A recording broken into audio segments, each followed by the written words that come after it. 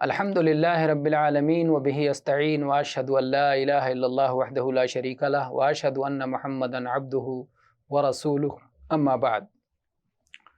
प्रिय श्रोतागण, सम्मानित दर्शकों, पवित्रता के नियम के संबंध में जो पाठ्यक्रम हो रहा है उसकी श्रृंखला के आज के कालखंड में इंशाअल्लाह ताला हम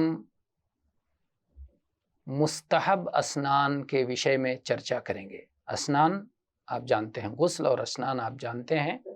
मुस्तहब का अर्थ यह है कि वो कृति, वो कार्य जिसके करने पर पुण्य की प्राप्ति हो और ना करने पर आप दोषित ना हों, आप पर कोई दोष ना हो, तो उसको मुस्तहब कहा जाता है. तो आज हम जिस स्नान के विषय में चर्चा करेंगे वो स्नान है कि ये करने पर आपको पुण्य की प्राप्ति होगी, लेकिन ऐसा करना आपका लाजिमी कर्तव्य नहीं है, ये आप पर आवश्यक और अनिवार्य नहीं है.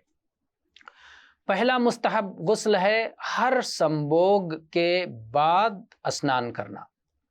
हर सहवास, संभोग और पत्नी से संबंध बनाने के बाद गुस्ल करना, प्रत्येक संभोग के पश्चात स्नान करना, ये मुस्तहब है. अबू राफ़े रदियल्लाहु अन्हु की हदीस है कि अल्लाह के संदेशता सल्लल्लाहु अलैहि वालैहि वसल्लम ने एक रात्रि अपनी संपूर्ण पत्नियों के पास गए और हर एक से संभोग किया और प्रत्येक पत्नी के पास आपने स्नान किया. इसके पास भी स्नान किया, फिर उसके पास भी, फिर उसके पास भी स्नान किया. तो कहते हैं, मैंने कहा कि ए अल्लाह के संदेशता सल्लल्लाहु अलैहि वसल्लम, आपने एक ही स्नान के क्यों नहीं कर लिया? सबसे अंतिम में, सब के अंतिम में, लास्ट में एक ही स्नान क्यों नहीं कर लिया? तो आप सल्लल्लाहु अलैहि वसल्लम ने उत्तर दिया कि ये ऐसा करना उत्तम है, ऐसा करना अधिक शुद्धता का कारण है, ऐसा करना अधिक पवित्रता का कारण है. ये हदीस हसन है, सहीह सुनन इब्न माजा में 480 अंक पर है. दूसरा मुस्तहब स्नान वो है जो मुस्तहाजा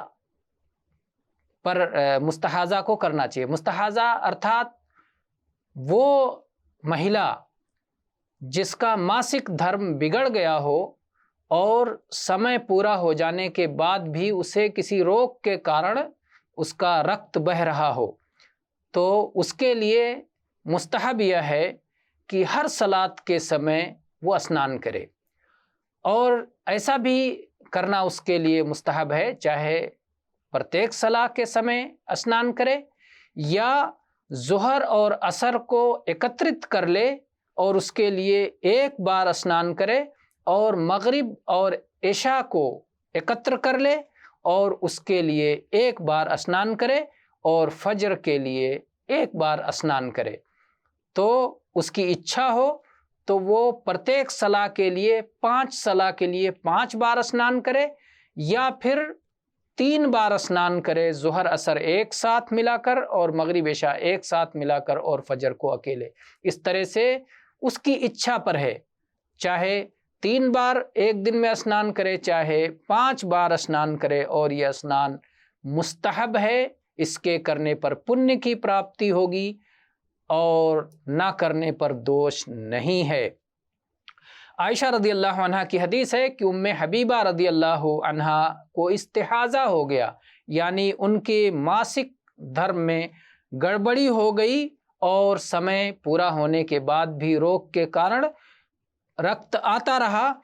तो अल्लाह के संदेशता सल्लल्लाहु अलैहि वसल्लम ने उनको आदेश दिया कि हर सलात के समय वो एक बार स्नान करे.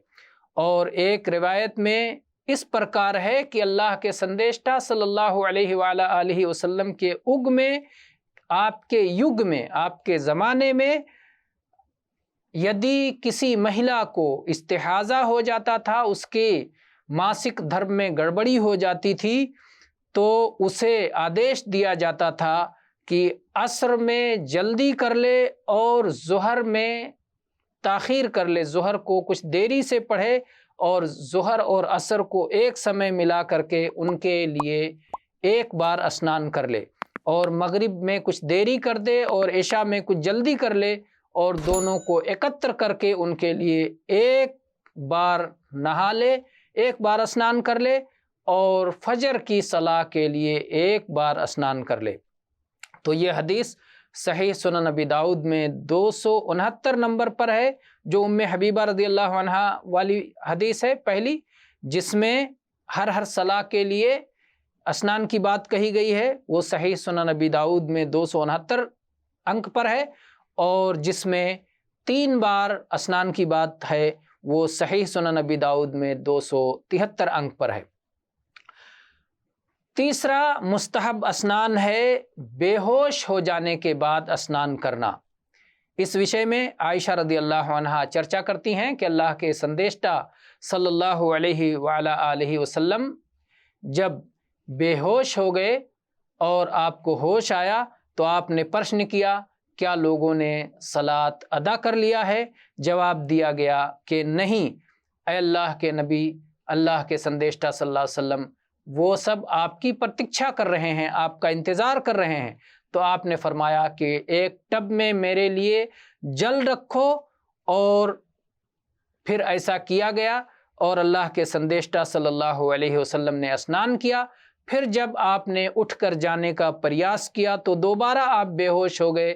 پھر جب آپ کو ہوش آیا تو پھر آپ نے یہی پرشن دہرایا، کیا لوگوں نے صلاۃ ادا کر لیا ہے؟ آپ کو اتر دیا گیا کہ نہیں۔ تو آپ نے کہا، آپ سے کہا گیا کہ وہ لوگ آپ کی پرتیکشا کر رہے ہیں، آپ کا انتظار کر رہے ہیں۔ تو آپ صلی اللہ علیہ وآلہ وسلم نے فرمایا کہ ٹب میں میرے لیے پانی رکھو، اور ایسا کیا گیا۔ آپ صلی اللہ علیہ وسلم نے اسنان کیا۔ پھر آپ جب اٹھ کر جانے کا آپ نے پریاس کیا، آپ نے کوشش کی، تو آپ پھر بے ہوش ہو گئے، اور اس طرح سے پھر یہی چیز ہوئی۔ تو کئی بار ایسا ہوا، ایک لمبی حدیث ہے، تو اس حدیث میں یہ بات بار بار آئی ہے کہ اللہ کے سندیشٹا صلی اللہ علیہ وسلم جب بھی بے ہوشی کے بعد ہوش میں آتے تو آپ اسنان کرتے۔ تو یہ مستحب ہے، یہ ایسا کرنا پن کی پراپتی کا کارن ہے، لیکن ایسا نہ کیا جائے تو اس پر دوش نہیں ہے۔ یہ حدیث متفق علیہ ہے، صحیح مسلم میں 418 انک پر اور صحیح بخاری میں 687 انک پر اس کا الیک ہے۔ اور چوتھا سمے جب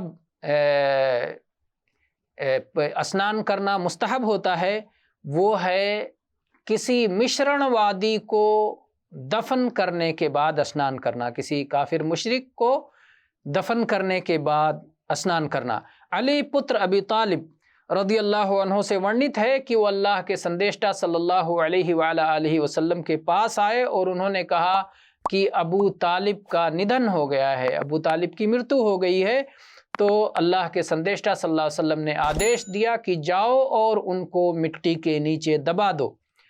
علی رضی اللہ عنہ بتلاتے ہیں کہ میں نے جب جا کے ان کو مٹی کے نیچے دبا دیا اور واپس اللہ کے سندیشٹا صلی اللہ علیہ وسلم کے پاس آیا تو آپ نے مجھے اسنان کرنے کا آدیش دیا۔ یہ حدیث صحیح ہے۔ علامہ البانی رحمہ اللہ نے کتاب الجنائز میں 134 انک پر اس کا الیک کیا ہے، اور یہ سنن نسائی اور سنن ابی داؤد میں ورنت ہے۔ تو یہ چوتھا سمے ہے۔ پانچواں سمے ہے جہاں پر غسل کرنا مستحب ہے، وہ ہے عید کے دن، عید الفطر کے دن، عید الاضحیٰ کے دن، عرفہ والے دن۔ ان دنوں میں اسنان کرنا مستحب ہے۔ امام بیہقی روایت کرتے ہیں کہ ایک ویکتی نے علی رضی اللہ عنہ سے پرشن کیا اسنان کے وشے میں، تو علی رضی اللہ عنہ نے کہا کہ اگر یدی تمہاری اچھا ہے تو پرتی دن تم غسل کر سکتے ہو، پرتی دن اسنان کر سکتے ہو۔ اس نے کہا نہیں، میں اس اسنان کے وشے میں پرشن کر رہا ہوں جو اسنان ہوتا ہے، ارتھات جس اسنان پر پن کی پراپتی ہوتی ہے۔ تو علی رضی اللہ عنہ نے اس کا اتر دیتے ہوئے کہا کہ جمعہ کے دن، عرفہ والے دن، قربانی والے دن اور عید الفطر والے دن، ان دنوں میں اسنان کرنے سے پن کی پراپتی ہوتی ہے۔ اور چھٹا سمے ہے میت کو غسل دینے کے بعد، میت کو نہلانے کے بعد نہانا، اسنان کرنا مستحب ہے، کیونکہ نبی صلی اللہ علیہ وسلم کا آدیش ہے من غسل میتن فلیغتسل، جو کسی مرتو ویکتی کو مرے ہوئے ویکتی کو اسنان کروائے، اسے غسل دے، نہلائے، تو وہ خود بھی نہائے، وہ سوئم بھی اسنان کرے۔ یہ حدیث صحیح ہے، صحیح سنن ابن ماجہ میں 1195 انک پر ہے۔ اور ساتواں سمے ہے حج یا عمرہ کا احرام باندھنے سے پہلے اسنان کرنا، یہ مستحب ہے۔ اس سمبندھ میں زید پتر ثابت رضی اللہ عنہ کی حدیث ہے کہ انہوں نے اللہ کے سندیشٹا صلی اللہ علیہ وآلہ وسلم کا درشن کیا کہ آپ نے حج اور عمرہ کا احرام باندھنے سے پہلے اپنے کپڑے تبدیل کیے اور آپ نے اسنان کیا۔ یہ حدیث سنن ترمذی میں 831 نمبر پر ہے اور سدھ ہے۔ اور 8واں سمے جب غسل کرنا مستحب ہے وہ ہے مکہ میں پرویش کرنے کے لیے اسنان کرنا۔ عبداللہ پتر عمر رضی اللہ عنہما بیان کرتے ہیں، ان سے ورنت ہے کہ جب وہ مکہ میں پرویش کرتے تو مکہ میں پرویش کرنے سے پرتھم وہ ذو طوا نامی استھان پر رات میں رکتے، جب صبح ہو جاتی تو اٹھتے اور اسنان کرتے اور پھر دن میں مکہ میں پرویش کرتے اور بتلاتے کہ اللہ کے سندیشٹا صلی اللہ علیہ وسلم ایسا ہی کیا کرتے تھے۔ اس حدیث کا ورنن صحیح بخاری اور صحیح مسلم میں ہے، متفق علیہ حدیث ہے، سدھ ہے۔ صحیح مسلم میں اس کا انک ہے 1259 اور صحیح بخاری میں 1573۔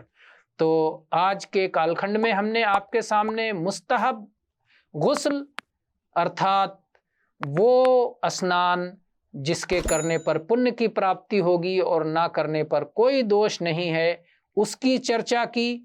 ہمیں آشا ہے کہ اس سے آپ کو لابھ ملے گا۔